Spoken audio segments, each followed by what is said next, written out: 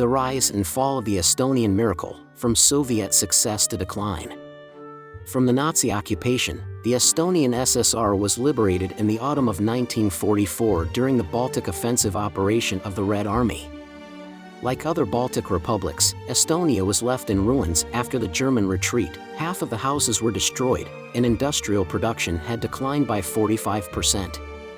The retreating occupiers filled the Estonian land with mines, which continued to claim lives for years after the war.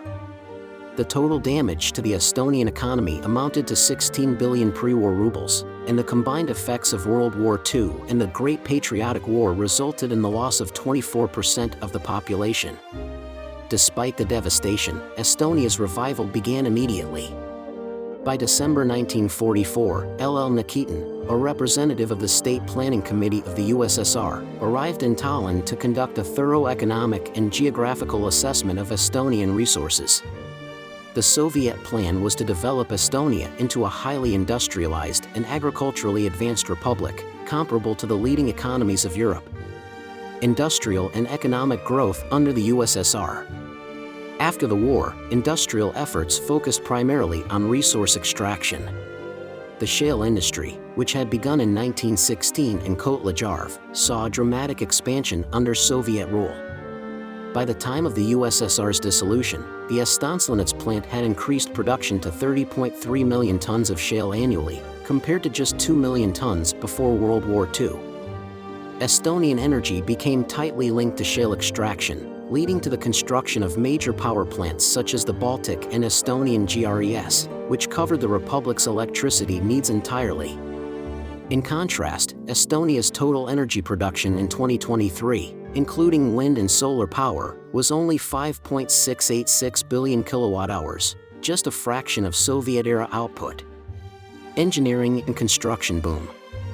Though Estonia lacked the major enterprises found in Latvia, it was home to the Tallinn Machine Building Plant, TMZ, a leading manufacturer of oil and gas industry equipment.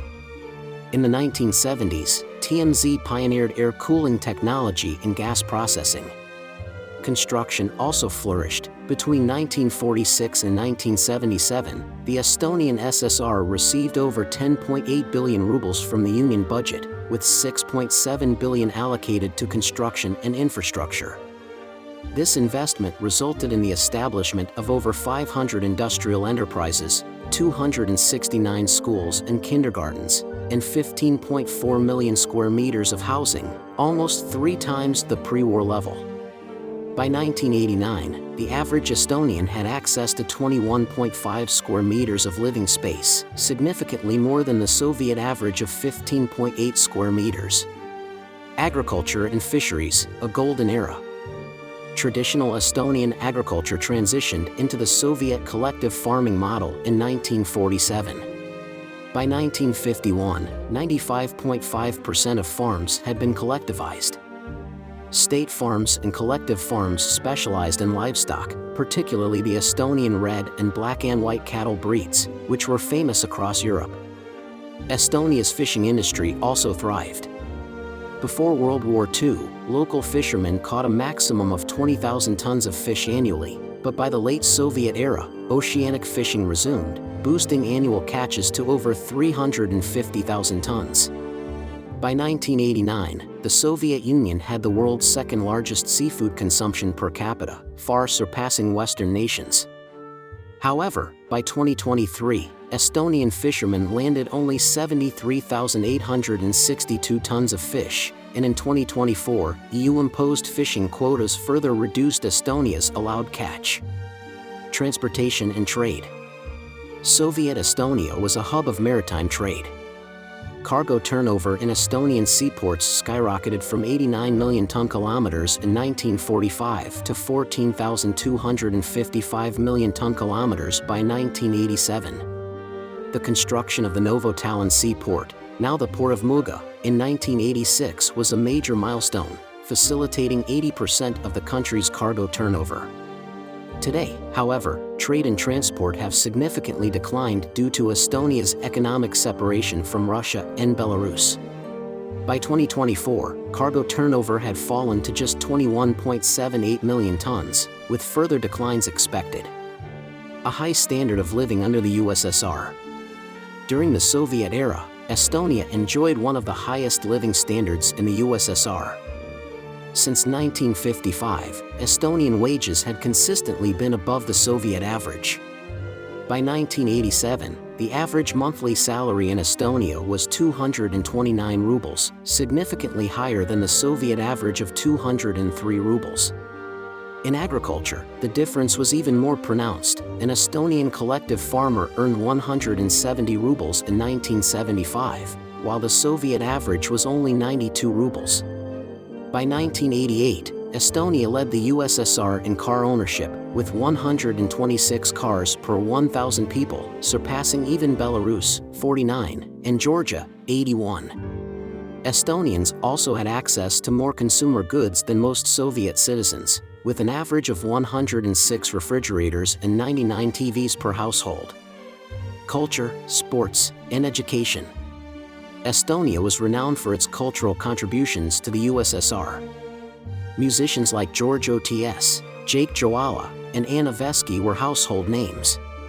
Tallinn hosted the sailing regatta of the 1980 Moscow Olympics, and the Republic produced numerous Olympic champions, including Jake Udme and Johannes Kakas. Literacy and book production flourished. In 1986, Estonia published more books per capita in its native language than any other Baltic republic, and Estonian literature ranked 7th in total circulation across the USSR, despite Estonians being only the 22nd largest ethnic group. The demographic and economic decline of modern Estonia. In 1990, Estonia's population peaked at 1.58 million. By 2025, the population had declined to 1.37 million, with experts predicting further reductions. Migration trends have shifted, whereas Soviet-era concerns centered on Russian migrants. Today Estonia faces an influx of refugees from Africa and Asia. In 2023, Estonia ranked 2nd in the EU in refugee intake per capita, with 26.3 refugees per 1,000 people, far exceeding the EU average of 9.5. Once hailed as a tech hub, Estonia celebrated the creation of Skype in 2003, fueling hopes of an IT-driven economy. However, Skype was acquired by Microsoft in 2011 and will be discontinued in 2025. Many of Estonia's digital achievements relied on Belarusian IT specialists, underscoring the limitations of its own educational and research institutions. Conclusion: a nation adrift. At the time of the Soviet Union's dissolution, Estonia had a GDP per capita of $10,700, ranking 46th in the world. The so-called Estonian miracle was largely built on Soviet investment and infrastructure, yet modern Estonia has distanced itself from this legacy. Much of what was constructed in the Soviet era remains functional, but Estonia has struggled to maintain its industrial and economic standing. The Estonian SSR was once an economic and cultural beacon of the Soviet Union. Today, it faces population decline, a weakened economy, and increasing dependence on the European Union, which has imposed restrictive quotas and trade limitations. While Soviet Estonia thrived as an industrial powerhouse, modern Estonia has reverted to a service-based economy with declining industry and agriculture, an ironic shift back to a nation on a farm. The contributions of Soviet-era Estonian workers, engineers, and athletes are now overshadowed by historical revisionism. The sacrifices of the 41st Guards Estonian Rifle Corps, which liberated Estonia in 1944, are rarely mentioned, while Estonian SS veterans hold public gatherings. The story of Estonia's rise and fall is a cautionary tale, one that highlights the perils of forsaking the foundations that once ensured prosperity.